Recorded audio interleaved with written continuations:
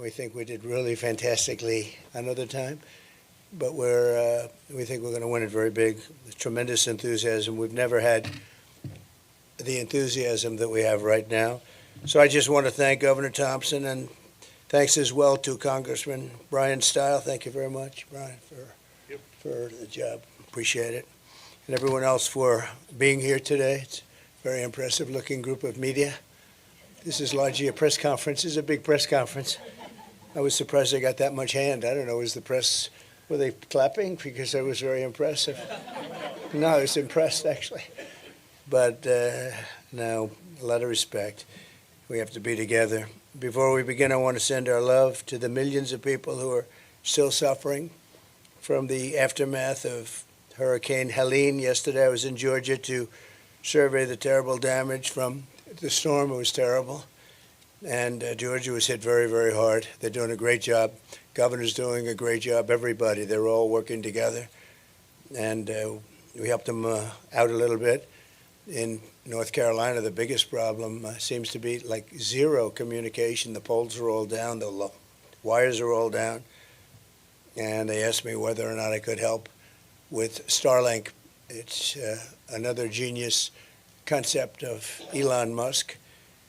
And I called Elon, and they were having a hard time getting it. It's a hot thing. And Elon immediately got involved. And we have the most incredible that they did in one day. They got tremendous communication. They went from literally no communication to tremendous. So I want to thank Elon Musk for what he's done in North Carolina. A little bit help in Georgia, too, where they had some areas that had a hard time with communication. He hooked it up to the satellites, which he feels very confident in doing. He likes satellites. He likes rocket ships, satellites, and there's nobody better. He's something. He's a piece of work, I'll tell you. But he had it done in about 15 seconds. He said, look, it goes right up to the satellite. It's already back down. And they had they had such great communication so rapidly. It's incredible, actually. And the situation in western North Carolina is very catastrophic, very bad. And they don't even realize the extent of it yet. A lot of people are missing. But we're going to be working with them, with North Carolina. Great people, great state. And we're working very hard with them to make sure that that it works out as well as it can. Amazingly, this is one of the biggest hurricanes anyone's ever seen. It's late in the season, very unusual. I guess the water was 20 feet high, and nobody expects that. People go up to their house and they think they're safe on the second floor, and they weren't safe. This was they call it the waterfalls. This was one of the biggest they've ever seen. So it's too bad. Very late in the season, too. You almost don't even think of it as hurricane season. Our hearts break for every family that has lost a home, and they've lost so much. They've lost everything in many cases. A lot of people don't have insurance, and we have to come together as neighbors and friends and fellow citizens to support those in need, and there's a lot of those in need right now. Unfortunately, I look forward to being back in North Carolina and Georgia very soon, and also Tennessee and Alabama. We had some big damage, but North Carolina was really hit. So we're going to work with them very hard and hopefully help them. We're here today to talk about how we're going to rescue American families from the nightmare of the Harris-Biden administration and launch a new generation of golden age for America. You know what's going on with the schools in our country. Not a good situation. Since Kamala Harris cast the deciding votes on the bills that caused the worst inflation in American history by far, by the way. Higher prices have cost the typical American family over $29,000, and you're continuing to pay $1,100 every single month, more than you were doing before. Nobody can afford that. Even if you get a salary increase, it's nothing compared to the kind of numbers you're talking about. Inflation is devastation. Inflation is country busting. It breaks countries. Look at Germany from centuries ago. Look at other countries, whether it's centuries ago or decades ago. Any country that goes through inflation, and we went through a really bad period. We're the worst in our history. 8.4 million Americans are now working second jobs, the highest in more than 38 years, and you now have to make $111,000 a year. That's a lot of money to afford an average home, a 46% increase since when I was president, so it's 46% higher. And that's not even including the cost of interest, because interest went from 2% to 11%. And you can't get the money at 11%, so it's not 11, it's a lot higher than that. With her colossal big government negotiations, Kamala Harris, who destroyed San Francisco and destroyed California. San Francisco is the best city in the country 18, 19 years ago. Bob Tisch, a friend of mine from Lowe's, many of you know Bob Tisch, he said it was the best city in the country. He was a businessman that had holdings all over. He said San Francisco was the best. He wouldn't believe it. He passed away a number of years ago, but he wouldn't believe what's happened to it. And he's also added an estimated $6,300 a year in regulatory costs onto the backs of every American family. So Kamala Harris has done this, and she's done it at a level like nobody's ever seen, with the help of Joe Biden. But I'm not sure Joe was involved, because I'm not sure he was involved in anything, to be honest with you. Now Kamala is coming back for more. So she ruins San Francisco. She ruins the state of California. And now she's coming back to destroy the United States of America, but we're not going to let it happen. As you know, she's a Marxist. Her father's a Marxist professor who nobody has spoken to. I'd love to talk to him. I would be interested in talking to him, actually. But we can't let this happen. We were way up on Biden, 21 points up on Biden after the debate. And they had a coup. They told him, you're not going to run. And he's not a happy man. He's pretending he's happy, but they took him out. He had 14 million votes. She had no votes.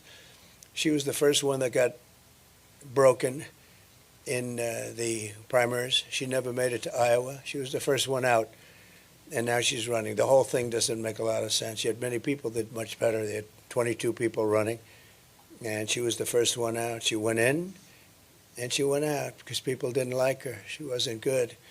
And now she's the one that's representing the party, and the press gives her a free pass. And that's a little ridiculous, isn't it, huh? But also never happened where we spent over $100 million on fighting Joe Biden, and then all of a sudden we're fighting somebody else. That's like a fight. The fighter's doing badly, and you say, okay, let's take him out and give somebody else a chance to win in the middle of the fight.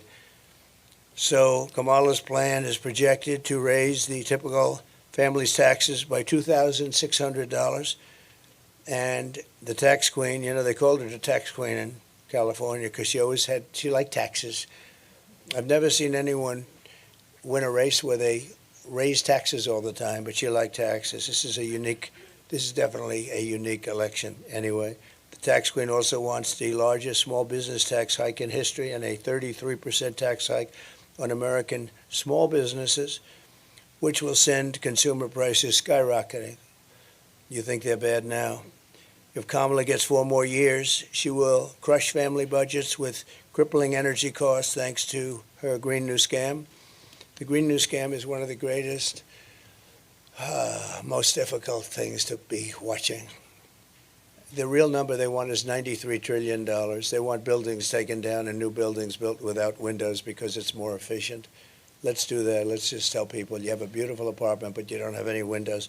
It's one of the great scams. But, you know, the amazing thing is that nobody talks about it anymore. They're not talking about the Green New Deal anymore. They're not talking about environmental anymore. They're not talking about the oceans will rise by 1/16 of an inch over the next 400 years. They don't talk about it anymore. Something's happened. I don't know what it is. I think maybe it's not selling too well anymore. They call it now climate change because global warming wasn't working because the planet's actually gotten a little bit cooler recently. But climate change covers everything. It can rain, it can be dry, it can be hot, it can be cold. Climate change, everything is.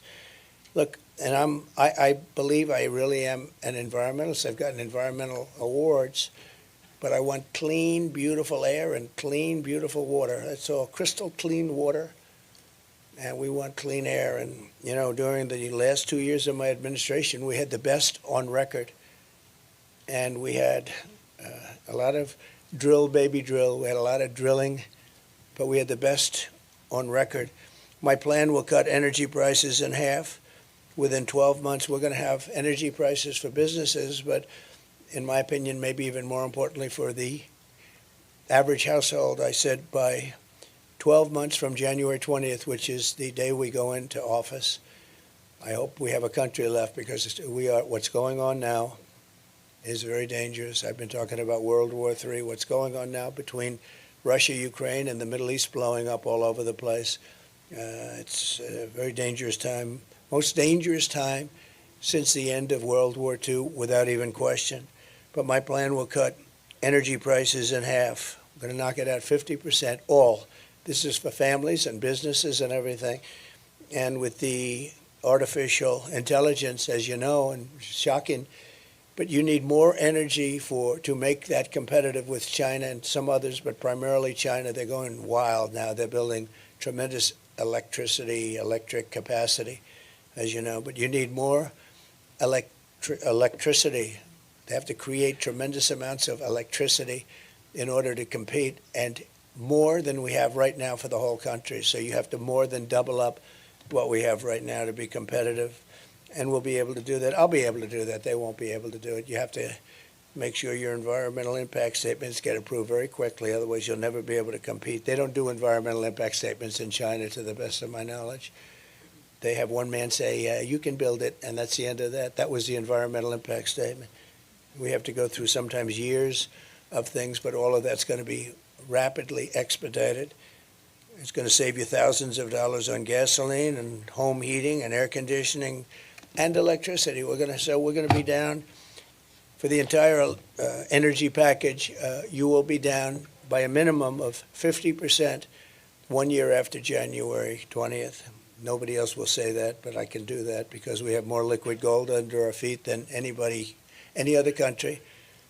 And I know how to use it. We had it going so well, and now we're buying oil from Venezuela and lots of other places that we shouldn't be buying. I call it Venezuelan tar, because essentially it's tar. You know, they have the places that they hone it and develop it is right in the middle of Houston, right in the middle of Houston. We have a refinery that only does that oil. It's the only one in the world that does that oil, because it's not oil, it's tar. And if you're an environmentalist and you like Texas, because I love Texas, we just got a poll from Texas. We're through the roof in Texas, which I love because I think it's an incredible place.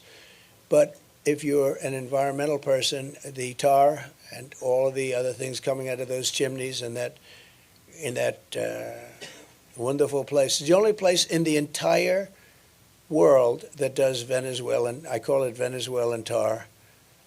But there's no reason for us to be doing it, because we have more oil and gas. We have more, I say liquid gold, because I think it's the best expression. We have more liquid gold than Russia, Saudi Arabia, any other country in the world, and we don't even use it. And ours is pure. Perhaps worst of all, Kamala's mass migrant invasion will destroy our economy, importing tens of millions of, think of it, more illegal aliens than we've ever even thought about taking in. And for me to watch her the other night standing up at a television set saying, with a news conference, saying how she's going to all of a sudden get involved at the border. She was the border czar. She did a horrible job. She allowed 21 million plus people to come in, and many of them, and you've heard me say this many times, they came from prisons and jails. They came from mental institutions and insane asylums, and they came from terrorist camps, where they trained them to come into the United States, and they come into the United States. Many, many terrorists. We have more terrorists come into the United States in the last 3 years than we have had in the last 30 years. And these are the real terrorists. These are the real ones. We have no idea who they are. They let them come in, just open borders, just the dumbest thing I've ever seen, other than if you're trying to sign them up to vote, which is what they're trying to do. Kamala grants them all amnesty, and she's promised that it will obliterate. She promised them that they're going into Medicare and Social Security. And if they're going to Medicare and Social Security, then she's going to kill Medicare and Social Security. And we're not going to let her do that. And I didn't let anything happened to either of them during my 4 years. We didn't raise the age for Social Security. They're going to end up raising it by 6 or 7 years if they get in. With 4 more years of Kamala, you'll have a 1929 style depression. That's sort of the ultimate depression. 1929 was the worst. You don't get worse than that. And it took 25 years to recover, frankly. You know, people say, oh, we recovered with Roosevelt. No, it took 25 years to recover from it. And it was tremendous pain and suffering. And that's going to happen again. And I've been very good at predicting things. The hat says Trump was right about everything. And it wasn't even my hat. I didn't even do it, but somebody had made a lot of money. Trump was right about everything. But when I win, the next Trump economic boom begins the moment the polls close in Wisconsin on November 5th. And again, Brian and Tommy and all of the people that have been so great here, we're seeing numbers that a lot of people have never seen, real numbers that a lot of people haven't seen, especially as Republicans. They haven't seen because they want to have our country back. They don't want to have millions of people pouring in that are criminals, that are murderers. Think of it. We had 13, and these are numbers that were never announced because they never wanted to do that. They never really talked about these numbers. They've never done it in many years, but they did here. And I think somebody at, whether it's Border Patrol or Justice, but somebody said it has to be done. It was announced just before she went to the microphone to say that she was going to do a good job at the border. And a lot of people were saying, well, why hasn't she done it in 4 years? Why are you doing a good job now? She's done a horrible job, even where they tried to give it a little bit of a kick 2 months ago, 3 months ago, so they could look a little bit better for the election. They didn't say that they're flying thousands of people over, and those numbers aren't included, or the app, where they have an app that's being used by the cartel leaders, the people that are making billions of dollars. The cartel leaders, think of this, call the app, and they say where to drop the illegal migrants. This is done under their administration. It's nobody's ever seen anything like it. But they said they closed the border, but they didn't say that airplanes are flying over with hundreds of thousands of migrants, dropping them all over the place. And I'll tell you what, the people in these towns are scared. They're scared. Even if they haven't arrived there yet, they're scared. When you take a look at what's happening in Ohio, Springfield, where you have a town of 50,000 people, that's beautiful. It's safe, a great place, idyllic, actually. And now they've, in a short period of time, dropped 32,000 people there. And some of those people are pretty tough people.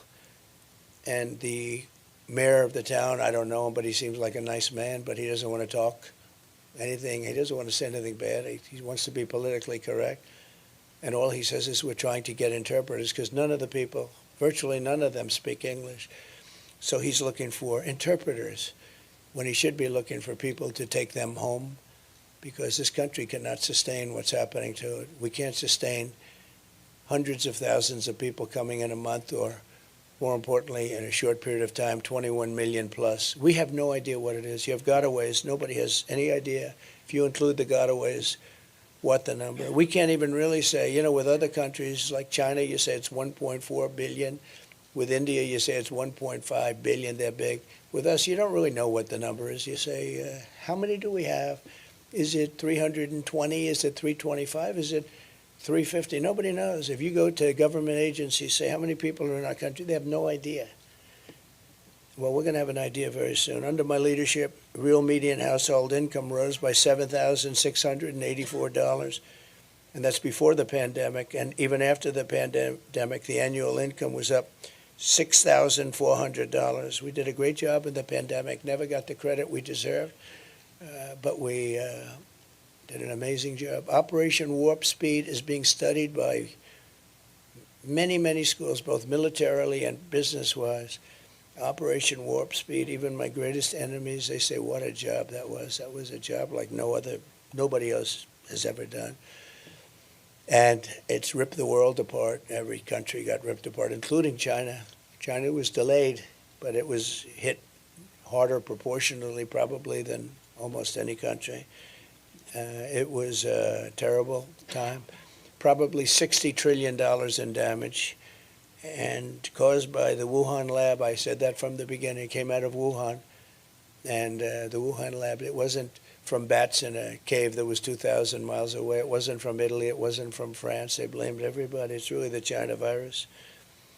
But we did a great job with the ventilators, with the masks and the gowns and everything.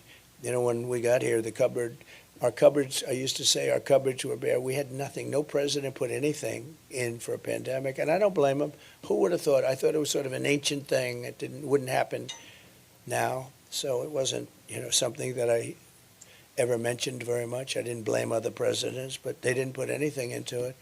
So we had the cupboards were bare, and all of a sudden we heard there's something coming from China, and terrible. We had the greatest economy in the history of our country. We gave you the biggest tax cuts in the history of our country and the biggest regulation cuts by far in the history of our country, and rebuilt our military. But a lot of that, not relatively speaking maybe, but a big chunk went to Afghanistan, where they're one of the biggest sellers of military equipment now in the world. And what I say is the most embarrassing moment in the history of the United States, that we took the soldiers out first. You're supposed to take the soldiers out last. A child would know that. I brought a child up to the dais once, and I gave him the facts in front of a very big crowd of maybe 10,000 people, maybe more. I gave him the facts. I said, so would you take the military out first or last? He said, I take the military out last, sir. He was 5 years old. I said, how old are you? He said, 5. A lot of you saw that. As president, I will deliver gigantic tax cuts for working families, and we will have no tax on tips, no tax on overtime, and no tax on Social Security benefits for our seniors. And that's a very big thing, but especially the last one for our seniors, because they've been decimated. Young people have too, but they've been decimated, seniors, on their fixed incomes. But nobody's ever been hurt more, nobody has been hurt more than seniors with respect to inflation. Inflation has just absolutely destroyed seniors. So I'm giving them no tax on Social Security benefits, and that'll make up for some of it. This was all created by Biden and Harris, although nobody knows, when I say Harris, nobody knows who I'm talking about. So Kamala. And while working Americans catch up, we're going to put a temporary cap on credit card interest rates of 10%, because those rates are going up to 22, 24, 26%. And it's not sustainable. It's not fair. So it'll be temporary, but we have to help people. They can't pay those rates. We're going to unleash American energy, drive the prices way down. We're going to stop the people from pouring into our border. We're going to have a mass deportation of criminals. We have to get the criminals out of our country. They're not going to help us. Again, you had 13,000, more than 13,000, to be exact, 13,099. These are murderers. These are murderers that have murdered, in many cases, about 30% of the cases, more than one person, and in some cases, more than 5 people. These are real murderers. These make our bad people look like innocent people. I know a lot of the talk from the radical left people was, well, these immigrants don't commit crime. No, these people are among the worst in the world. They come from the Congo in Africa. Many people from the Congo. I don't know what that is, but they come out of jails in the Congo. You know, they're letting their jail population come into the United States. Their jails are being emptied into the United States. Their gang members are being taken out of Caracas, Venezuela, and lots of other places, which was a rough city, very dangerous city. And they're being delivered into the United States, their gang members. And these are tough gang members. You see what's happening in Aurora, in Colorado. The mayor is petrified. He doesn't, I mean, he's petrified, but the governor is a mess. He doesn't know what the hell. He's a Democrat liberal, and they're taking over real estate, lots of real estate. The governor doesn't know what to do. And, you know, they want to be politically correct. They don't want to say anything. They're so afraid of saying anything and offending anybody. They have to go in. They have to get them out. But when you look at what's happened in Aurora in Colorado, it's incredible. And Springfield is unbelievable. Again, a beautiful community, and now almost immediately, 32,000 more people. And these are people that have had a rough life too. They're tough. Some of them are real tough, but they've had a rough life. It's not sustainable. It's not sustainable. People in Springfield are moving out. They have to move out. They can't. They're not going to be able to live there. I'm going to appoint Elon Musk, who's a fantastic guy, to lead a government efficiency commission tasked with saving trillions of dollars in fraud, waste, and abuse, and driving down inflation and driving down costs. We have tremendous fat. I mean, just one example. When I came in, I was asked by Boeing to sign a contract for the purchase of a new Air Force One, and which is actually two planes. A lot of people don't know it. In a way, it's four planes because it's sort of Air Force One becomes the plane that the president uses. And I was asked to do it, and I was able to cut $1.5, $1.6 billion off the deal without any changes, except I was giving it a better-looking paint job. And we ordered new ones, because we have Air Force One is 32 years old, two planes, 32 years old, and you'd come and you'd land it next to some of these planes from Saudi Arabia and a lot of other places, United Arab Emirates is a beauty. But you'd land the plane, and the plane looked awfully shabby. It was time, 32 years old, so I got new ones. But when I came in, and they asked me to sign a $5.6 or $5.7 billion contract. Now, they're very special planes, because it's like, people hear billions for airplanes, but they're very special. I can't even say you why, but I can't tell you that. I'm not supposed to. But they are very expensive but incredible planes from Boeing. And I said, I'm not going to sign it, it's too much. And Boeing came back and they cut $400 million off just by my saying that. And I said, nope, it's too high. It has to have a 3 in the front of it. It has to have a 3. Because this was a 5, right? 5.6, 5.7 billion. I said, nope, it's too high. And they called back a week later and they took another $250 million off. So I got $650 million with like about 2 minutes of conversation. I said, no, I'm not doing it. It has to have a 3. And this went on for about a month, and I sort of forgot about it. I said, look, forget it. Well, let's not do it. And lo and behold, about 4 months later, I get a call from Dennis. This was prior to the horrible accidents, the 2 accidents that really hurt Boeing. I mean, it was the greatest company in the world. I think it was thought of as the greatest company in the world, and now it's not considered that. They went down a long way, but this was when it was prime time, Boeing prime time at the beginning of my term. And they said, here's the story, sir. We thought we had a deal at $5.7 billion. We'll do it for $3,999,999,999.99. 1 penny less than 4. I said, you got a deal. So I saved about $1.6 billion. Same exact plane, nothing different. It's not like, oh, gee, we have cheaper engines, or we have no generation system, or the wings are smaller, or lots of things that you can do to cheapen it up. No, the exact same plane, except we had a much better paint job. And we saved $1.6 billion, and it took me like 3 months. And actually the last part was the most effective because I gave up on him, and he called up out of the blue. In fact, when he called, I said, the head of Boeing, what the hell does he want? That's always the best way to negotiate when it doesn't matter to you so much, right? I said, what does he want? And then he said, the plane that we've been talking about a few months ago? Yeah, tell me about it. That's when he made the best offer. So we saved $1.6 billion or $1.7 billion.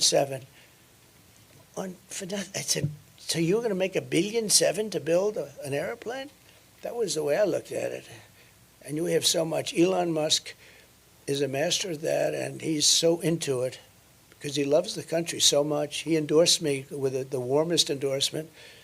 He thinks it's very important that I win because we're going to save our country. If these people win, we're not going to have a country.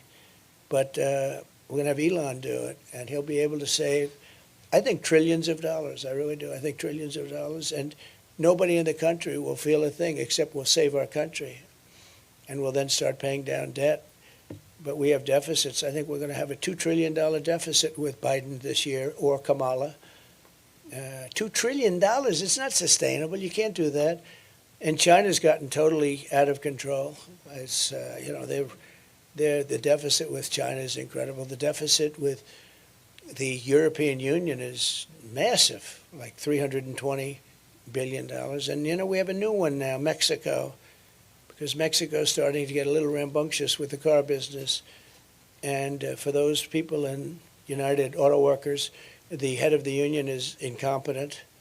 The deal he made in allowing the United States to go to all electric is insane, because people don't want to buy all electric. I think electric cars are great, but it's a market, a little percentage, probably 10%, I don't know, some percentage.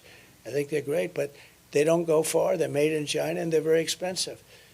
And not everybody can have them. They want everybody to have an electric car. It won't work. We don't have enough electricity right now to take care of our homes and our buildings. In California, Gavin Newsom has a situation that's unbelievable. He's having blackouts and brownouts every week. And now we're supposed to, on top of it, feed cars all of this electricity, so it doesn't make. So I'll be terminating that on day one. And again, we're all for electric cars. I think it's great. I think Tesla, I think Elon makes great cars. And somebody said, did he ever speak to you about it? Because the way I've been saying this for 2 years.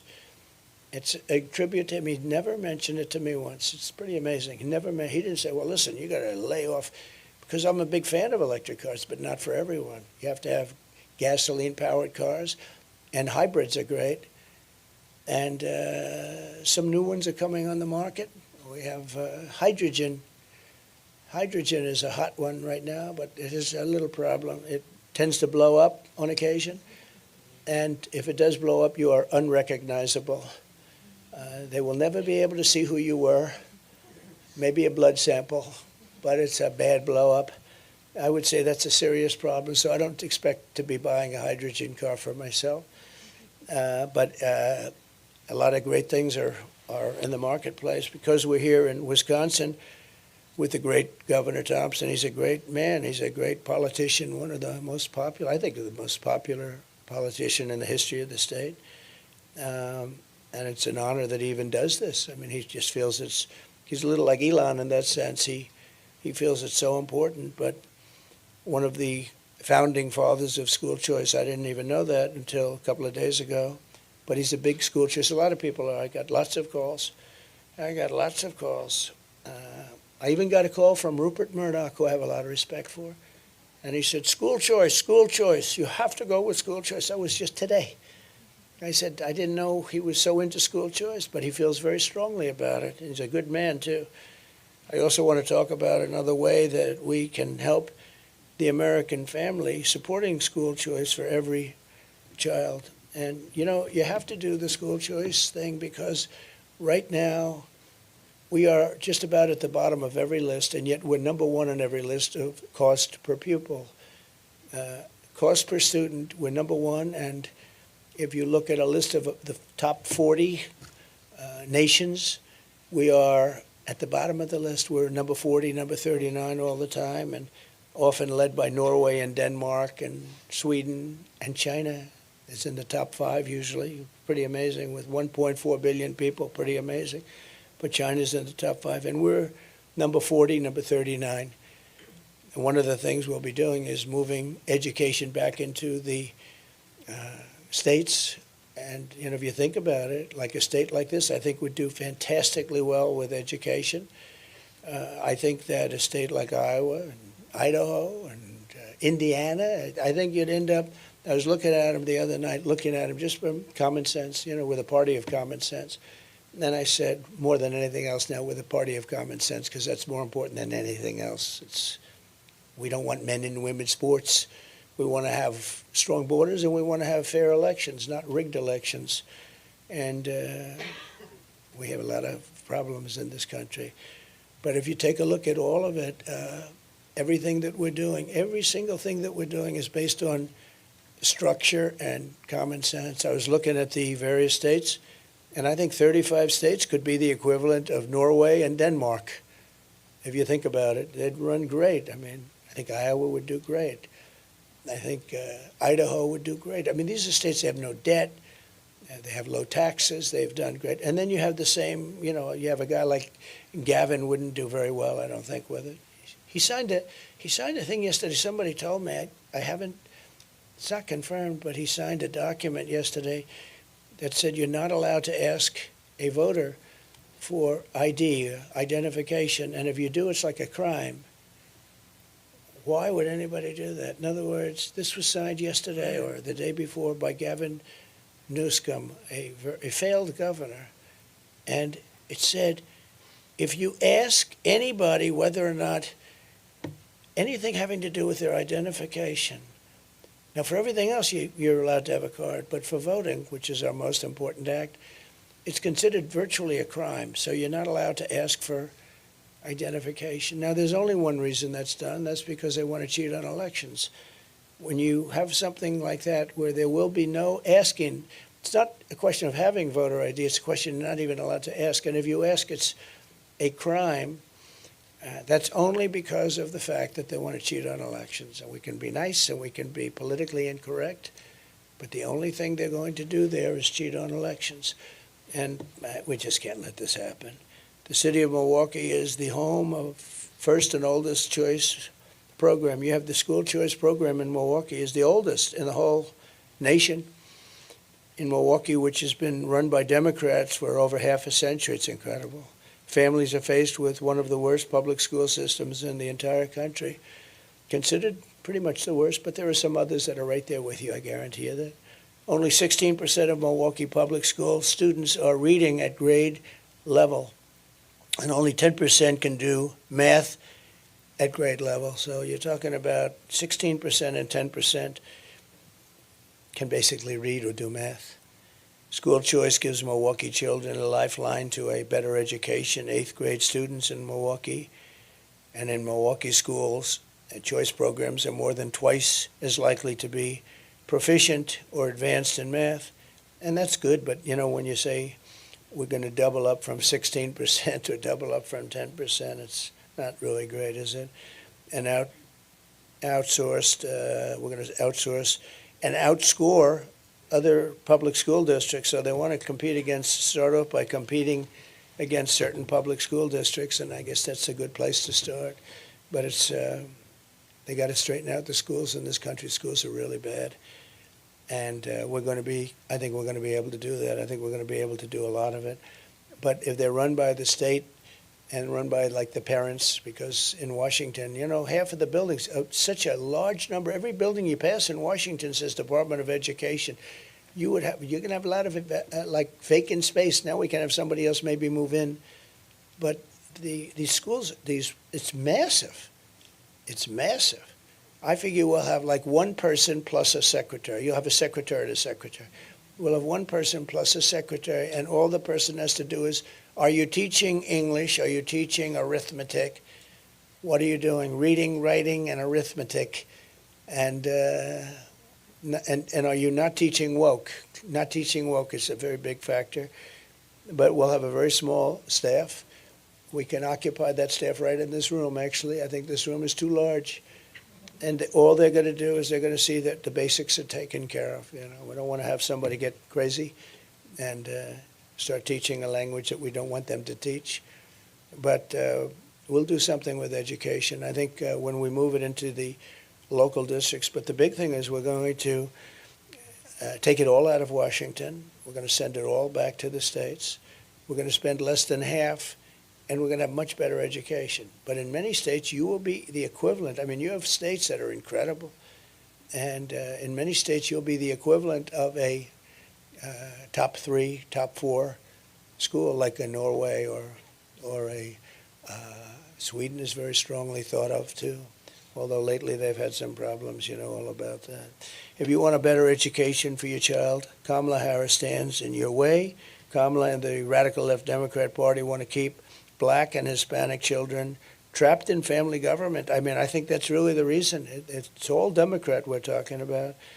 You know, of the top 25 dangerous cities, virtually every single one of them is a Democrat-run city. So I think there'll be a lot of changes made. I really do. I just can't believe people can continue to go for this.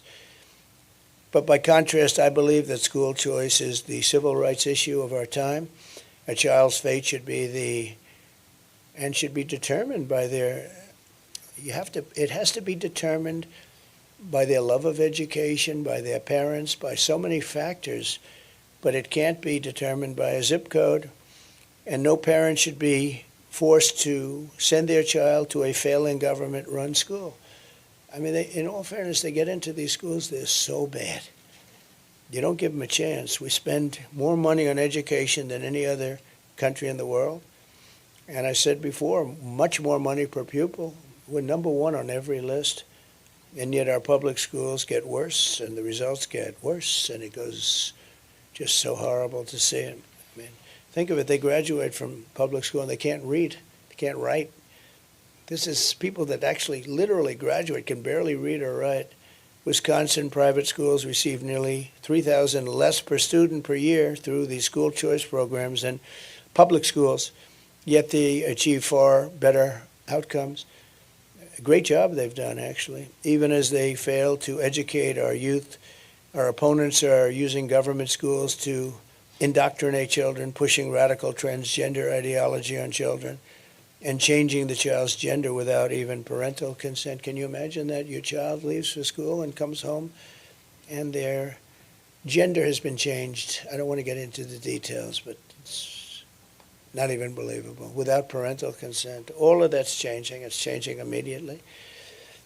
One of the things I wanted to mention with all of the people coming in, they're taking black and Hispanic jobs. The black population, their unemployment is way up over the last few months, and the fake news isn't reporting it. And the reason they're way up is the illegal migrants are taking the black population's jobs and the Hispanic population's jobs.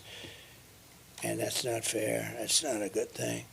But that's what's happening. They come in, and many of these people, again, and many of them aren't. Many of them are criminals. Many of them are people that have murdered people and we just don't know about. We know nothing about these people because they came in, they didn't have to report, they didn't have to give a piece of paper.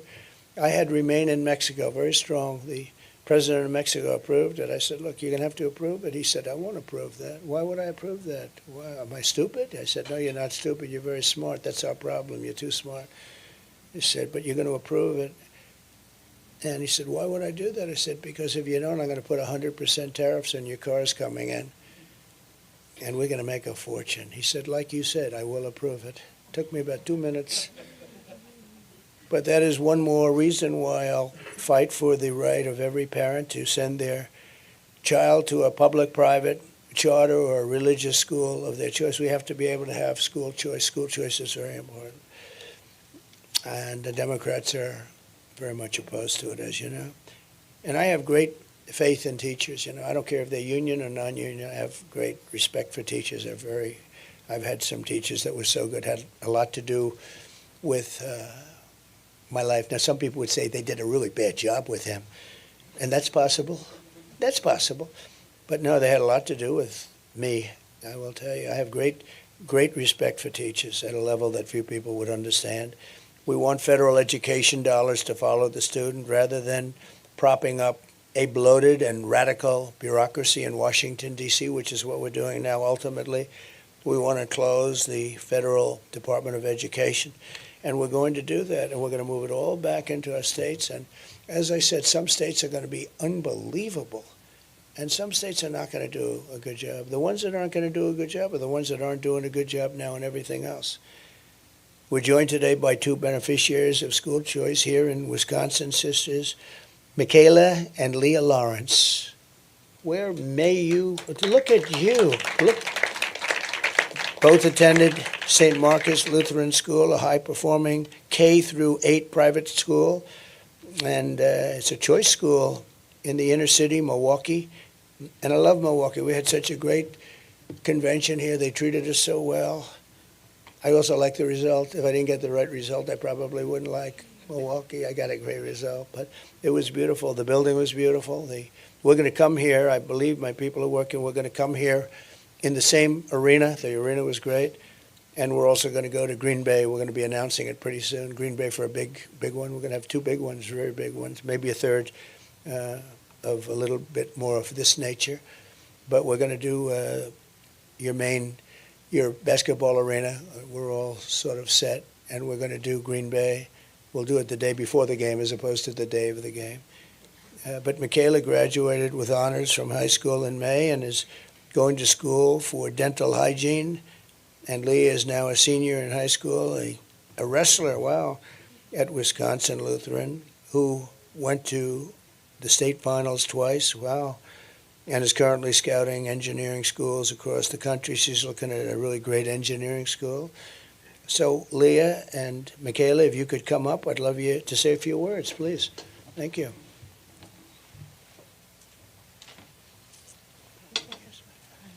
Who's the wrestler here? I'm not going to mess with her. That's good, please. All right. Well, my name is Michaela Lawrence, as you already know. Just first want to come up here and thank everyone for the opportunity for me speaking. On behalf of my family, I thank my dad specifically for putting me and my sister in choice schools and having the opportunity to learn. Personally, going to the high school I went to, Luther Preparatory, really learned about Christ-like behavior and how to show that in the outside world. And a person like me going to college now, you get to the outside world and it's like, wow, a lot of these people really need Jesus. But I'm thankful for that opportunity. I'm thankful for President Donald Trump, too, someone who supports that opportunity that I got from grade school to high school, learning about Christ and having the choice to really have an opportunity to get a good education and have a close relationship with all my friends and teachers. So thank you. That's so beautiful. Thank you very much. Oh, thank you. And my name is Leah. I'm the wrestler, by the way. And I'm so grateful again for getting the opportunity to come out here and speak on behalf of School Choice. This is an amazing program. I'm so thankful that Mr. President Trump, he is helping out with this program. He's doing so much for education, and education in Milwaukee especially is in dire need, especially right now. So I do want to personally thank Mr. Trump for helping us with this. Thank you. Thank you. What's your record in wrestling? That's pretty good. She's got a good record. You said, what's your record in wrestling? Thank you both. Beautiful job. Thank you, Don.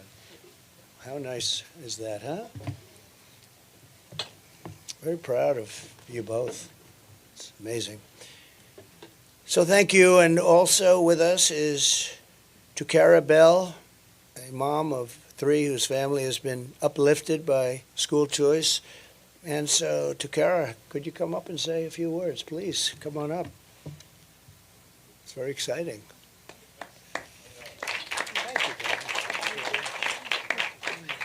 Thank you all for this opportunity. I really appreciate it. I am a mom of 3. We benefit from the School Choice program. This is my daughter, Cynthia Dunlap. And School Choice, it gives us an opportunity to send my children to a school that aligns with my morals and my values, and while also giving my children a personalized educational experience. I greatly appreciate it, and they would not have these opportunities if it was not for student choice. Cindy, would you like to say something? Hi, I'm Cynthia. School Choice has given me so many opportunities that any other school could ever give me. I am so thankful for School Choice, and I also have a gift for you, Oh, wow. On behalf of Trinity Thank you very Lutheran much. of Christ Avenue. I'm going to wear it tonight. Nice. Thank you, darling. Very much. Thank you. Thank you, darling. That's really nice. Come on, you hold that for me. Don't take it from me. I want to keep. So again, universal school choice, very important. We're backing it all the way, 100%. And I want to thank everybody for being here. And there's a lot of media here, so if you'd like to ask a couple of questions, I think we'll do that. So go ahead, please. Brian? Yes, thank you. Under your administration, things a lot world, we didn't have the chaos in the world. No. I wanted to get your comments on what's going on right now in Israel and Iran, that conflict. Brian, I think it's the most dangerous time we've had, certainly since the end of the Second World War. I think it could end up being a world war. You have two hot spots, and you'll probably have a third, maybe with Taiwan. But you have Ukraine and Russia, and that's out of control. I met with President Zelensky, and I got along very well with President Putin. I think I can get it solved, but we should get on it immediately. You have to. I think I would like to be able to solve it while president-elect. If I get elected, I'm going to work on that immediately. It's going to be my first 2 phone calls, and my second is going to be we're going to close the border immediately and have people come into our country, but legally. And my third will be drill, baby, drill. You know, it's like not too complicated. But that series of calls, I think is going to be very important. That war, millions of people are being killed. I don't think people recognize how many people are being killed. I don't think it's being properly reported. It's a horrible, horrible war. And then you see what's happening even today. You know, where is that going to stop? And, you have to give Israel a lot of credit for being able to protect itself. You look at these forces, they shot down almost 200 rockets today. But this is not the way anybody should have to live. So we're going to obviously be very involved in the Middle East. This would have never happened. We did the Abraham Accords. I think everybody, including Iran, would have been in the Abraham Accords had I taken over as president. I think even Iran would have been in the Abraham Accords ultimately. It would have been great for everybody, and you would have had peace in the Middle East. We got 4 countries solved, and very respected countries, as you know. They were signed up. And then when Biden took over, they haven't signed one country. I would have had every country in the Middle East would have been signed up. The only question would be Iran, and I think they would have, for certain reasons, I think they probably would have been there too. It would have been peace in the Middle East. Instead, this is just tearing it apart. This has really been bad. But they have to finish that process. However it turns out, they have to finish the process. This is a little bit like 2 kids fighting in the schoolyard. Sometimes you have to just sort of let it go a little bit, and we'll see what happens. But it's really caused by a lack of respect for the United States of America. This would have never happened. Israel would have never happened. October 7th never would have happened. Russia never would have invaded Ukraine. And for 4 years they didn't. They would have never invaded. We wouldn't have had inflation. We wouldn't have had, not the withdrawal, because we were withdrawn. We're the ones that got it ready to withdraw. But we wouldn't have had that horrible, most embarrassing day in the history of our country. And a lot of other good things would have happened. And right now we have a world in chaos. I always quote Viktor Orban because he's a very respected, tough guy. They always say, he's a tough guy. Well, I guess they're all sort of tough guys. But Viktor Orban said, if Trump comes back, you won't have any wars. You won't have any wars. And he's about as tough as they get. And he said it loud and clear. And he said why. But you won't have any wars. So I just want to see stuff. Look, there's no huge benefit. I think Europe has to pay up more because it's very unequal, and they have to pay up more for that, and they have to do it now because we have an ocean in between.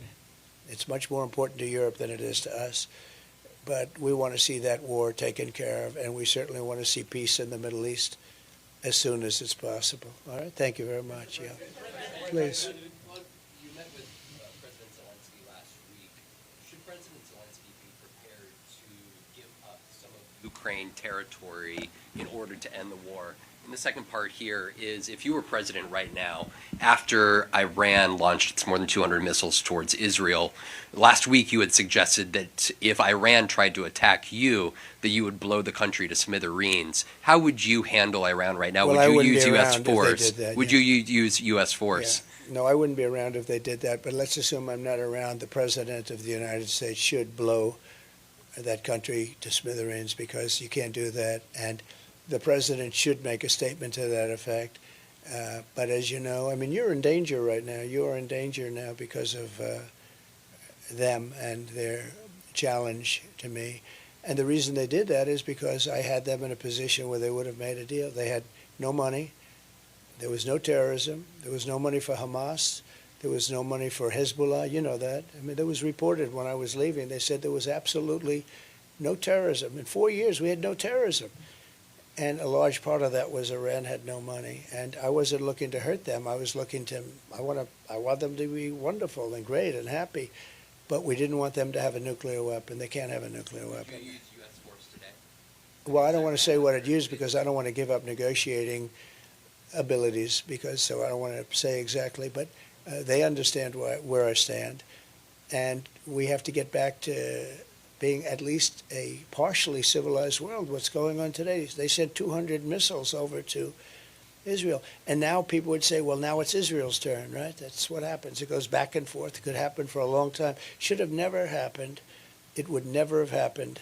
And again, Iran was not in a position to sponsor terror because they didn't have any money. I mean, now they have $300 billion. Biden took off all the sanctions. I had sanctions. I told China, if you buy oil from Iran, that was their biggest customer, you're not going to do any business in the United States, and we're going to put tariffs all over your products. And they said, well, we're going to pass. And they didn't buy. And I said the same thing to other countries, and they didn't buy. And time went by, and all of a sudden they had no money. And they would have made a deal, and I would have made a good deal for them. I'm not looking to hurt them. I want them to be great. Let them be happy and good. But they can't have a nuclear weapon. And now they're very close to having one. And it's very dangerous for the world, very dangerous for the world. I mean, the biggest problem today, in my opinion, the biggest risk is the nuclear weapons, the weaponry. It's so powerful today. And I know because I rebuilt the United States military. During my term, I rebuilt it. We had fighter jets that were 50 years old. And we have all F-35s, and we have great planes now. We have largely new. We gave a lot of it to Afghanistan, stupidly. New goggles. They have the newest goggles. They had the best goggles. They never fought at night because they couldn't see, but now they can fight at night. They have the goggles. They have the trucks that are armor plated. Think of the 70,000 trucks. 70,000. Go to the biggest used car lot in America, and they probably don't have more than 400 or 500 cars available at any one time. We have 70,000 trucks, many of them millions of dollars each, armor plated with the finest 4, 5, 6-inch armor on these trucks.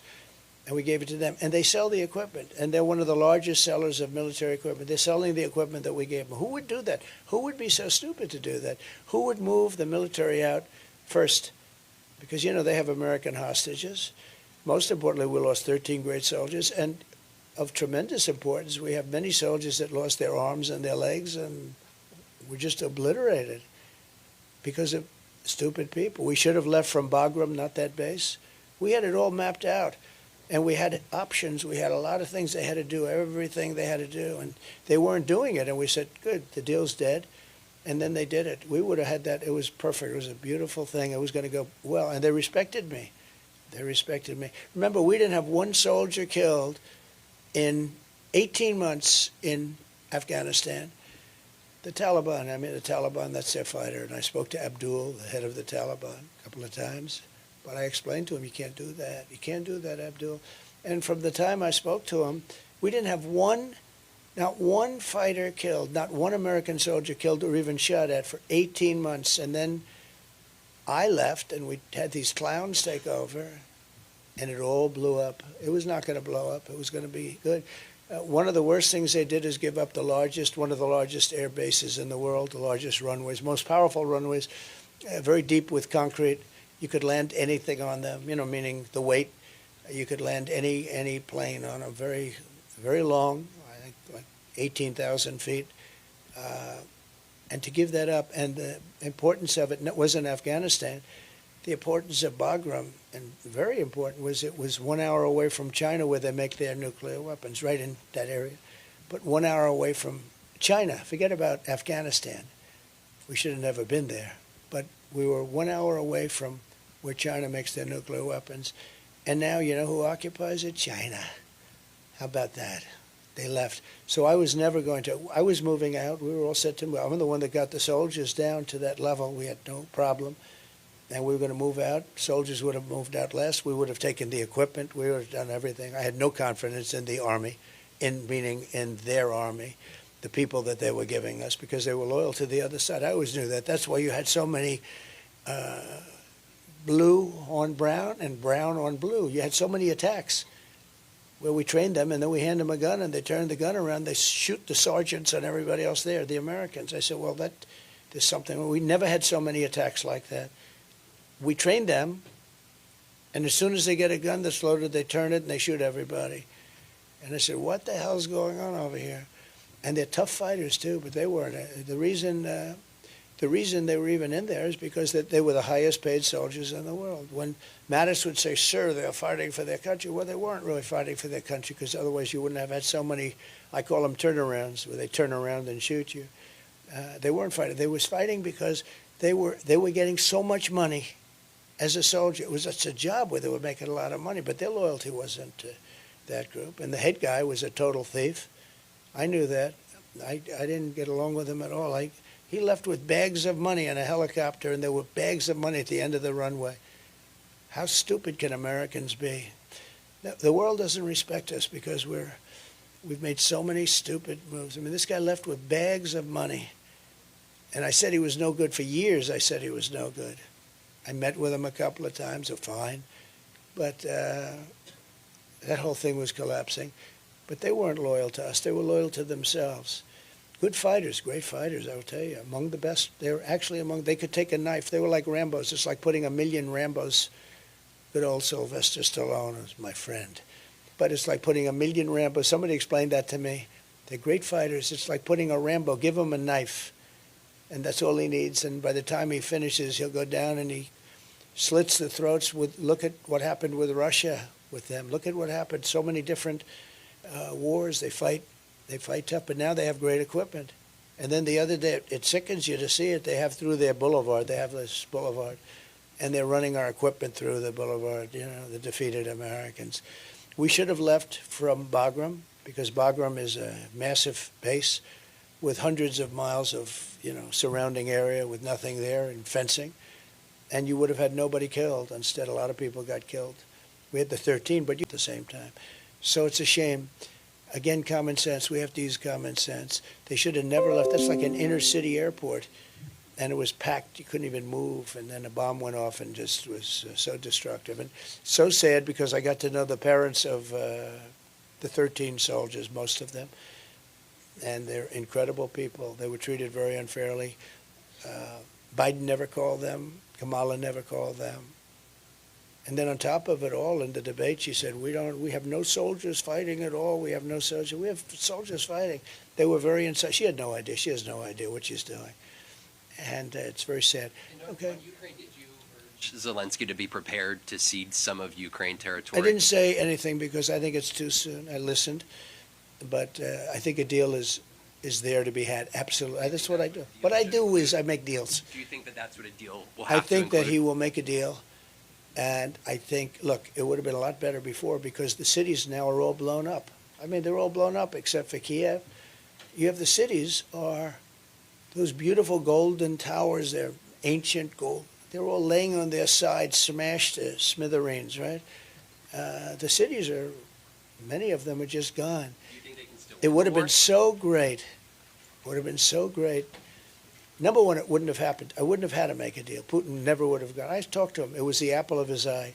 I talked to him a lot about Ukraine. I mean, it was the apple of his eye. He said this used to be a part of the Soviet Union. It used to be a part of Russia. But he had a whole history going. It was something he would have never done it. He would have never done it with me there. I mean, I can't speak for the future. Probably would have done it. Eventually, he would have done it because he wanted it. But this was something that was very important to him, but he would have never done it. And, honestly, he never did do it. And there was never even a threat of him doing it. But I'll get something done. I know both of them. I know both of them very well. Mr. President, you talked about early voting in Dane County today. I talked about what? Early voting in Dane Yeah. County today. Nearly 500,000 Wisconsin voters have received their ballots already. Now they're returning them in the mail, ballot drop boxes.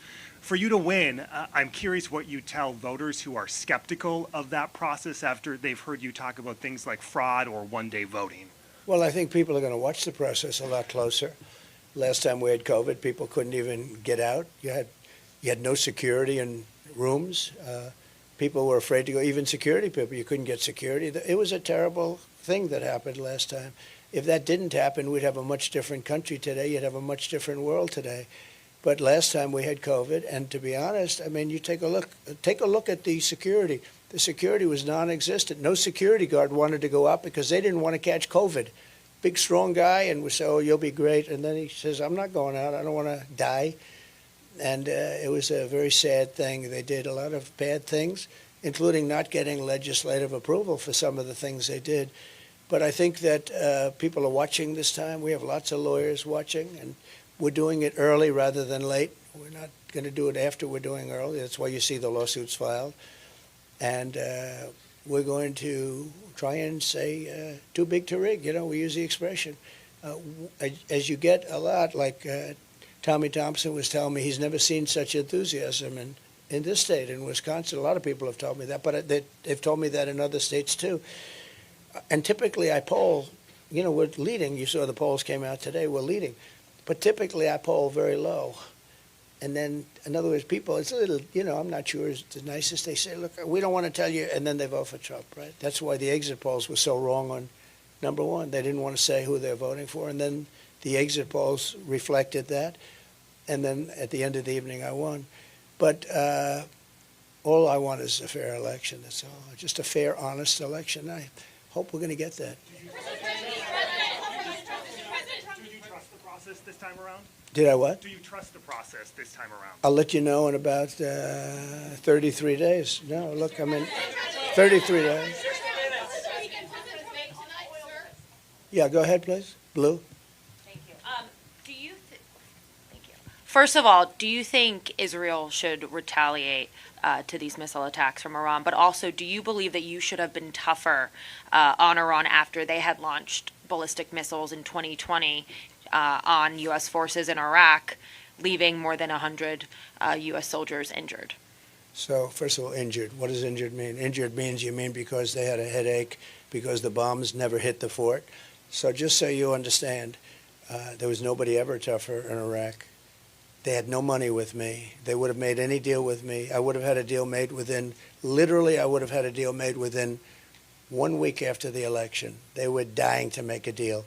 And when you say not tough, they had no money. They had no money for Hamas. They had no money for Hezbollah. And when we hit them, they hit us. And they called us. And they said, we're going to shoot at your fort, but we're not going to hit it. And if you were a truthful reporter, which you're not, you would tell the following: none of those very accurate missiles hit our fort. They all hit outside. And there was nobody hurt other than the sound. It was loud. And some people said that hurt, and I accept that. But they told us that they were going to do this and that they weren't going to hurt, and they wanted us to know that because they didn't want us to retaliate. But I essentially bankrupted Iran. They had no money for, and it was a big story. There was no money for Hezbollah. There was no money for Hamas. There was no terrorists. We had no terror attacks. And I think I would have ultimately gotten along with, but there was nobody ever that was tougher on Iran than I was. I took their money away, and they behaved. And I will say, and I said it many times, what Biden should have done, he should have made a deal with them in that first week because they were dying. They had nothing. They were dying to do it. But they did just the opposite. They took all the sanctions off. I had the sanctions that were the toughest. It's like a lot of people say with Russia, well, I was the one that ended the Nord Stream 2 pipeline. You know that. I think you admit that. I ended it. And then when Biden came in, he approved it. That was the biggest thing ever that Russia's ever done, was the biggest pipeline just about in the world, going to Germany and various places in Europe. And I ended it. And there was nobody tougher on Russia than I was. But with Iran, it's a very sad situation. But we could have made a deal with Iran, and all of this would have never happened. And the reason was I was the toughest by far. Nobody was ever tougher on Iran. But they did. They called us and they told us, we have to retaliate only in the sense that, and they, you know, I think people know this, we have to retaliate, but we're not going to hit anybody. Just keep your people inside the military base. And that's what happened. The rockets hit in all areas. And of the 18 rockets that were launched, 6 of them self-destructed. 12 of them, approximately, 12 of them arrived, and when they arrived, very accurate rockets, missiles, and when they arrived, they missed the fort. But they had to do that, and I thought it was a very nice thing because they didn't want us to retaliate again. But I was the one that started that. Okay. Real quickly, on the economy, we've got this port strike that That's a big deal. It's a big deal. Look, Americans are already struggling with inflation under Yep. Kamala Harris. How does this supply chain issue going to build up and once again be another disastrous economic episode under Kamala Harris? It's massive. It's massive. Those workers are very important to the lifeblood of our country, and it's a massive thing. But don't forget, they've been hurt very badly with inflation. You know, those workers, some people would be upset with them and some people not, but those workers were very badly hit with inflation. And, you know, they're not happy, and they do a good job. And they also don't want to see certain new technologies, which in many cases don't work very well. I mean, you know, when they modernize ports, a lot of times it doesn't work. There's nobody to talk to. It's very inaccurate. I've heard a lot of complaints about these modernized stations, a lot of very big complaints. But those are really hard workers. I know some of them. And no, that's going to be a tremendous hit. There's another one. Biden shouldn't have let that happen. Not that he should have ended it. He should have worked out a deal between them and the others. He could have worked out a deal. That's an easy deal to work out in a sense because you have a certain power of being the United States. A lot of these are foreign ship owners. And you have a lot of power being the U.S. And that should have been worked out. It's a devastating event for the economy. It's also devastating for inflation because everything's going to cost a lot more because of it. I don't know how long it's going to go on, but I understand the workers' side. I mean, I see both sides. These workers have been devastated by inflation, and the inflation was caused by energy, stupid energy policies, and equally as much by deadhead spending. And that's what they call it. They call it deadhead spending. You know why? Because stupid people do what they did, and that caused inflation. So they were badly hurt. Thank you. Go ahead. CBS is saying that you have pulled out of a planned interview on 60 Minutes. I'd just like you to address that report, and if you indeed are not doing the interview, explain your reasoning why. Well, right now they came to me and would like me to do an interview, but first I want to get an apology because the last time I did an interview with them, if you remember, they challenged me on the computer. They said the laptop from hell was from Russia, and I said it wasn't from Russia, it was from Hunter, and I never got an apology, so I'm sort of waiting. I'd love to do 60 Minutes. I do everything. I mean, I do you right now, right? And you're tougher than 60 Minutes, frankly. The laptop from hell was from Hunter. It wasn't from, so I haven't gotten.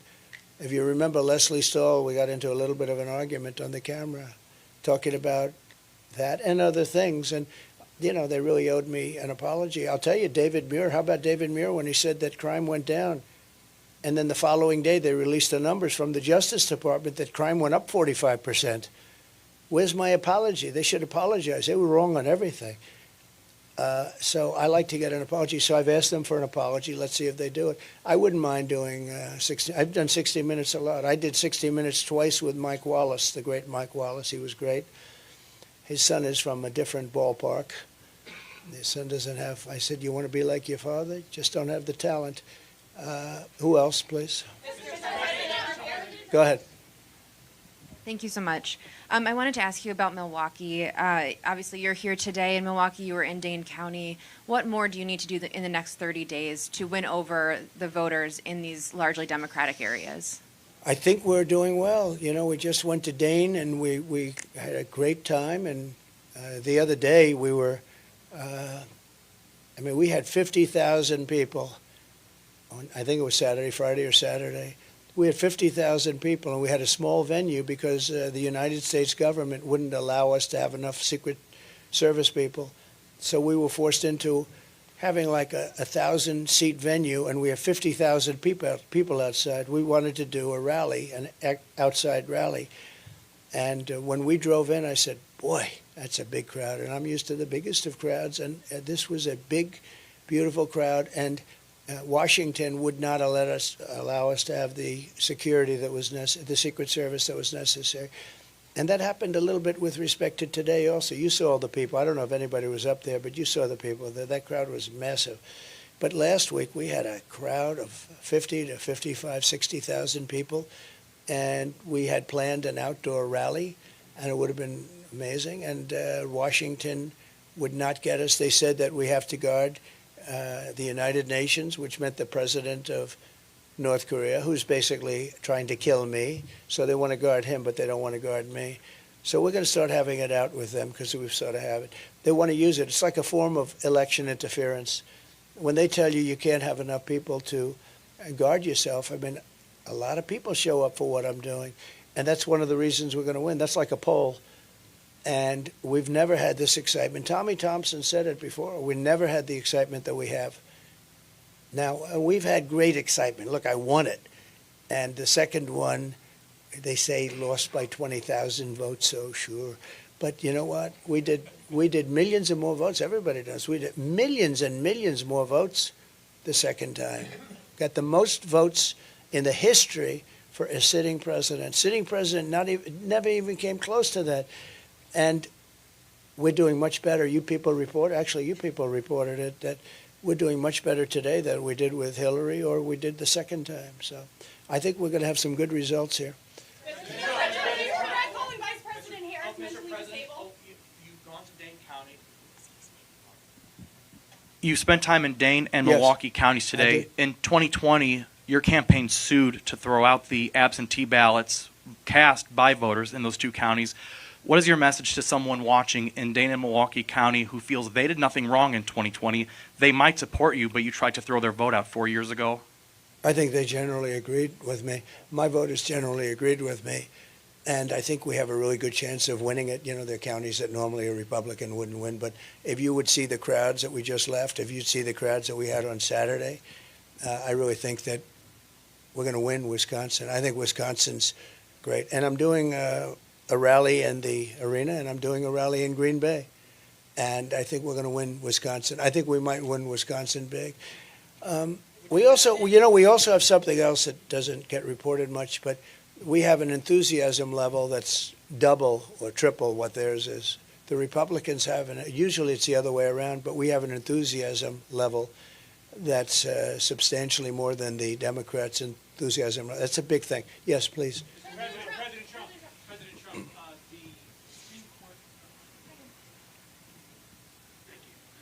the Supreme Court term begins next week. Yeah. If you were to get another Supreme Court pick, what positions must a judge hold for you to consider them? Honesty, integrity. We want people that are honest. We want great integrity, and we want genius. You know, Supreme Court, you have to be very smart. And we don't want to have people that are not brilliant people. And I know many of the justices, and for the most part, I think they're very brilliant people. You want brilliant people, but you want great integrity, honesty, and, you know, that's, I don't think it should necessarily be along party lines. It usually tends to be that way, but I don't think it's necessary. I think the main thing is they have to be really respected people. They have to be respected. You have to respect our Supreme Court. I think they get treated very unfairly. You know, you have people that go around trying to play the ref with them, and I know these people, and they're really they're scum. They're bad people, and they'll go after not only Supreme Court justices but regular judges, and they'll hit them about, oh, they're not good, they're not smart, they're not, and actually they're very smart. They're a lot smarter than the people doing the calling out. But they're trying to be Bobby Knight, you know, the great basketball coach who was constantly playing the ref, screaming. And he said, maybe I won't win this call, but I'll win the next one. And he was often right. He was a big supporter of mine from Indiana. He was a big supporter of mine, and he was a great coach, but he played the ref. They play the ref by insulting. I don't even know, is it legal to do what they do? I mean, they're so outrageous. But a lot of the judges don't stand for it, and the ones that really are respected don't stand for it. They do what's right. Are there certain there certain issues that you would like to see the court take up? No, they have to take up whatever they want to take up. I have no preference. There's certain issues I'd love to see taken up, but they have to do what they have to do. They have that, I'm sure, very well under control. I think the Supreme Court has really made some very brave decisions over the last year. And I think I'm looking at their approval numbers, and they have approval numbers for everything, but I'm looking at their approval numbers go up and up and up. Yeah, please, go ahead, right there. Julia Dr. Fox News Digital. I'm curious, what advice would you give J.D. Vance ahead of his debate tonight? Have fun. I said, JD, have fun. That's true. JD, that's right. We have a big deal going on, and I said, JD, have a lot of fun. He's a smart guy. He's been amazing. He's been a real warrior. Top student at Yale. He was a very brilliant guy in so many different ways. And, he's a very hard worker. He goes around and he's not afraid of the media. He'd stand here and he'd answer all of your questions. I have a lot of people that wouldn't do that. They don't like doing that. They get shouted at, and they don't like being shouted at. But JD is very much a warrior. Very much a warrior. Thank you very much. On oil prices, Mr. President, on oil prices, thank you. Iris Tao with NTD here. The crude oil prices rose by over 2% today after the latest Iranian attacks on Israel. Are you concerned about major oil supply disruptions affecting the U.S.? And do you think Americans are prepared for that? And also, secondly, on China, you mentioned China. Do you think China might be trying to seize this moment, to take advantage of this moment, try to plan an attack on Taiwan in the Indo-Pacific theater? Thank you so much. Well, you never know with President Xi. I had a great relationship, as you know, with President Xi. He's a very smart guy. So I don't want to read his mind, but he's very smart, and he has a way of doing things that's very good for China. And he's at the top of his game. Our people are not at the top of their game, so you never really know. I think that China is going to be a very interesting subject over the next couple of years. China's having a lot of problems right now.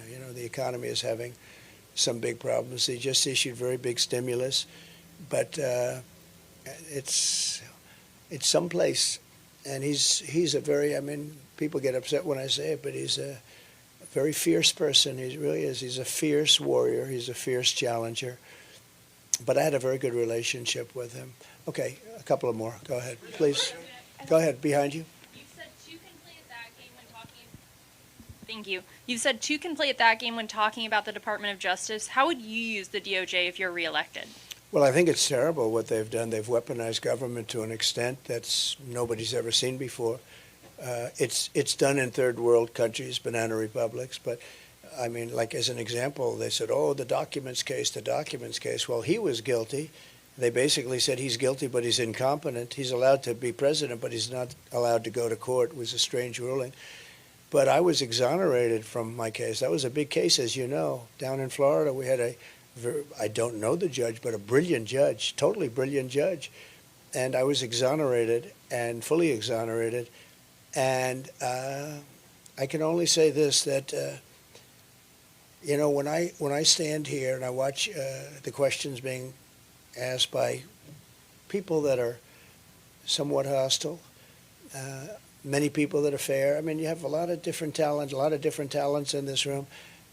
I was just thinking to myself, all I want to see is fairness. Our country needs you so badly. The media, you're like the policemen and women of the world. You're so important. You keep politicians honest. You keep politicians from doing really bad things. You're so important. And it's so important that the media be fair and really improve, because I watch how unfair it is and how one-sided it is. And you need the media to really buck up in this country, because nobody's ever seen anything like it. And I can tell you, I don't want any favors. I just want fairness. I want like a level playing field. And if we can get the media back to a level playing field, that's going to do a lot for the good of our country, because we have to make a comeback. Our country is a failing nation. This is a failing nation. We're failing at the borders. We're failing at everything we're doing. You look at the numbers. We lost $2 trillion this year. $2 trillion. People don't report that. Our country, we have a deficit of $2 trillion. It was never a deficit in the history of the world like that. And one of the reasons I'm going to bring Elon Musk in to negotiate a lot of that. He's very good at it, and he's a great guy, and he loves the country. He really loves the country. It's not easy for him to do an endorsement. He endorsed me. But Brian, I would say it's not easy for him to do an endorsement, right? He's got a lot of different factions, a lot of different sides, but he wants to save the country. And, I tell you the airplane story. I could tell you 20 other stories just like it. We have to be a lot different. We have to run a lot different. We are a failing nation, but we're not going to be a failing nation for long, I predict. I hope we're going to have a great victory, a big victory, and then we're going to straighten out our country. We're going to seal up our borders, and we're going to let a lot of people into our country, but they're going to come in legally. We had Remain in Mexico, and for some reason he voided that immediately, and she did. I guess she did because she was in charge of the border. And I hate to see that when somebody was so bad at the border and then tries to pretend like she wasn't even involved. This was the worst border in the history of the world, not here, the history of the world. There's never been a border like that. I always say third world countries would have used sticks and stones to keep people out if that happened to them. There's never been anything like it. And the press doesn't want to report about it, and they've got to report about it. It's a big story. To me, it's the biggest story. When you allow 13,000 murders into our country, and they're free to kill, they're free to kill. These are people that are rough, tough, horrible people. It's not going to be a positive thing. When you allow thousands of terrorists from very tough countries into our country, they're here. We don't even know who they are. We know they're terrorists, and we know something about some of them, but generally we don't. But we know there are thousands of terrorists let into our country. Drug dealers are in our country at levels we've never seen before. We're really, we're a very sick country, but we're going to figure it out and we're going to get it fixed. Yeah, go ahead. You've got one of the biggest, I predict you have one of the biggest rallies coming up on Saturday in Butler, attendance-wise. Can you give me a preview of that and what's going through your mind going back to Butler? Butler, that's right, it's going to be on Saturday. And it's going to be an amazing rally. Butler has become quite a famous place. It's like a monument now. People ride through the streets of Butler looking at it as though it were a monument. It's very important. We lost a great person. Corey, the fireman, and two other people were supposedly going to die, and they ended up living because of great doctors up there. These doctors, two separate doctors, one was just hit badly, and the other was hit really badly. They were both. First thing I said is, how many people are dead? Because, we had a massive crowd as far as the eye could see, and there was no empty areas. So when bullets are fired, they're going to hit people. And these are AR-15 bullets. They were going over my head. I heard them. I didn't know you could hear bullets, but they are 4,000 miles an hour or something. And they're going over my head. And I was amazed that they just said three. They said, probably 3 dead. That was my only, and then 2 of the 3. And I'm very happy to report a friend of mine, some people have heard this, but he said, I'd like to make a contribution. These people live good. There's no crime there. It's beautiful in many ways, but not a lot of money. And they had a great relationship. Corey and his wife was really nice, and 2 daughters. He was killed jumping on top of the daughters. He didn't want the daughters to be hit. And when he jumped on top, he got hit. He got hit really badly. There was a National Guardsman that was seated 9 seats away, and we're going to give him something for what he did. Corey was hit in the head, bleeding profusely, and this National Guardsman went over to Corey, saw that he was still living, and gave him mouth-to-mouth resuscitation. And nobody's ever seen anything like it. And it was tough. And then Corey died. But for that man to do that was amazing, actually. So, I'm very pleased to report. So a friend of mine, rich guy, member of Mar-a-Lago, said, I'd like to make a contribution to the family of Corey, the firefighter. And I said, well, that would be nice. And I said, where is it? He gives me a check, and it was for $1 million. I gave it to Corey's wife, $1 million. But bigger than that, we did a GoFundMe, and I think we picked up about $6 million, and we're giving her, I guess, about four. She'll end up with about $5 million. And she said to me, I'd rather have my husband. I understood that. It was such a beautiful thing to say. But she said, I'd rather have my husband. Now, they never saw $1 million or $5 million. You know, this is a tremendous amount of money for them. And the other gentlemen are getting more than $1 million apiece.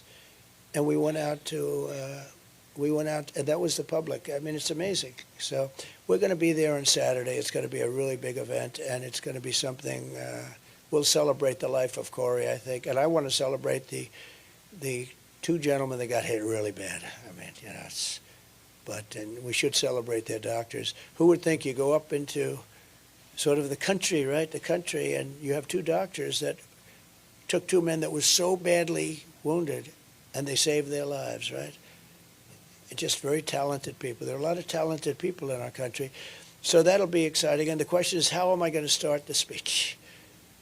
And I think I was going to say, as I was saying, because that's about where I was. I was very early, and if I didn't have that chart, which I always bring up, I rarely bring it up, but when I do, it's always at the end of the speech, and it's on my left. And here it was the first moment of the speech, and it was on my right. Had I not made that turn, I would not be speaking to you people today, and some of you would be extremely happy about that, I suspect. But I want to thank you all, and I'm now going to Texas, going to Houston, and we have some big things there, and we're traveling. I think I'm booked every single day for 33 days, and as you probably have heard, I've worked for 17 or 18 days, wouldn't you say, in a row, and I'm working even when I'm not working, but we're doing a lot of things. We made a lot of different speeches. We're starting up the rallies again, very big, and we have more enthusiasm than we've ever had, and all we want to do is very simple. We want to make America great again. Thank you all very much. Thank you. Thank you.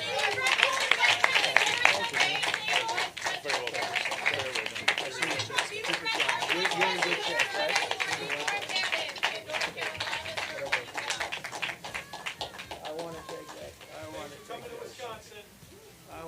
I'm not forgetting this.